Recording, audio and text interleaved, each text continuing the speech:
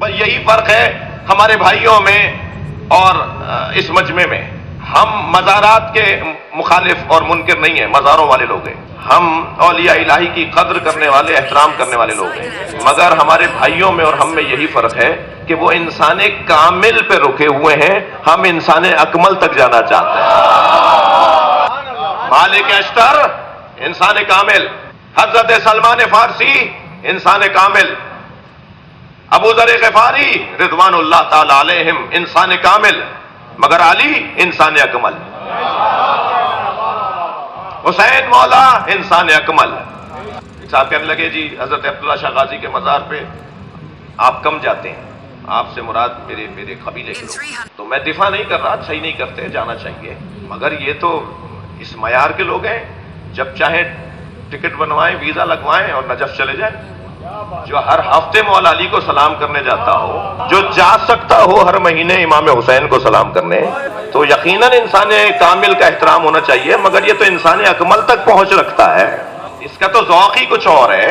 میں جس زاویے سے بات کر رہا ہوں، اللہ کرے میری بات میں کہیں شبہ نہ آ جائے، جو اس کا ذوق ہے، جو اس کا ذائقہ روح ہے، اس کا ذائقہ روح انسان کامل پہ نہیں رکا ہوا. اسے تو تسکین ہی نہیں ہوتی جب تک کربلا نہ چلا جائے. اس کی روح کا معیار اونچا ہو چکا ہے. ہاں نہیں جا پا رہے تو کہیں ایسا نہ ہو کہ یہاں بھی غفلت ہو جائے. وہاں نہیں جا رہے، کراچی کے مومنین پرسہ دے رہے، تو کراچی میں، پاکستان میں دو ہستیاں ہیں جن کے گھر کا غم ہے، ایک حضرت عبداللہ شاہ غازی اور ایک حضرت بی بی پاک دامن لاہور میں. بلکہ ایک زاویے سے بی بی پاک دامن حضرت مختار نے مکران کے ساحل پر انہیں پہنچایا تھا. ایک صاحب کل مجھ سے چلتے ہوئے پوچھ رہے تھے کہ کیسے آئی یہاں پر. 80 بیویاں تھیں یہ. انہوں نے خط لکھا تھا حضرت مختار کو کہ مدینے میں آئے دن ہم مشکلات اور مصائب کا شکار ہیں، ہمیں کسی ایسی جگہ پہنچاؤ جہاں کے رہنے والے اہل بیت کا احترام کرتے ہو. تو انہیں سندھ پہنچایا گیا تھا. اس وقت میں سندھ کوفے کی مینجمنٹ، کوفے کی مدیریت، کوفے کا گورنر سندھ کو دیکھتا تھا. اور سندھ تقریباً لاہور سے بھی آگے تک کا علاقہ، ملتان تک تو مسلم سندھ تھا، یعنی طے شدہ ہے. بحث و مباحثے ہیں تاریخ دانوں میں، مگر ملتان تک تو مسلم سندھ تھا. ائمہ اہل بیت کی زبان پر ہند اور سندھ یہ دونوں لفظ آئے ہیں، یا وہ بولتے تھے ہند یا اس کے ساتھ کے علاقے کو وہ کہتے تھے سندھ. اللہ نے جب زمین خلق کی تو 5 دریا زمین کی خلقت کے ساتھ خلق ہوئے.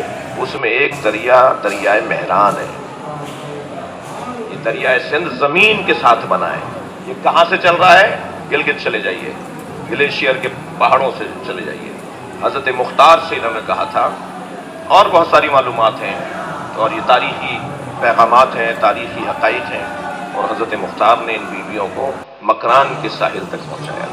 یہ حضرت تافتہ کی بیٹی نہیں ہے جو شبہ ڈالا جاتا ہے کہ یہ وہاں ایک مزار ہے ایک بزرگ کا، یہ ان کی بیٹی ہے، وہ بی بی پاک دامن نہیں ہے. وہ تو کئی 100 سال بعد کے ہیں. حضرت حجویری، داتا حجویری کے کئی 100 سال بعد کے ہیں تافتہ صاحب، جن کی وہاں مزار ہے لاہور میں. اور داتا صاحب تو اس مزار پر ان کا مصلی تھا. عراق ایران میں مصلی کہتے ہیں، ہمارے یہاں چلہ گاہ کہتے ہیں. بنسبت میں ان کا چلہ گاہ تھا، وہاں مصلی بولتے ہیں، یعنی جہاں وہ بیٹھ کر عبادت کرتے تھے، مصلی چھت. تو داتا صاحب کا تو حضرت بی بی پاک دامن کے مزار میں مصلی ہے. اور تافتہ تو داتا صاحب کے کئی 100 سال کے بعد کے ہیں. اور وہ یہاں بیٹھ کر توسل کیا کرتے تھے مولا علی کی بیٹی سے. کیا ہوا ہے اہل بیت کے ساتھ؟ ایک مرثیے کا مصرع ہے، کہاں کا مسافر کہاں رہ گیا، مدینے والے کہاں کہاں چلے گئے. مولا علی کے بیٹے بھی علی تھے، مگر مولا علی کی بیٹیوں کا کام بھی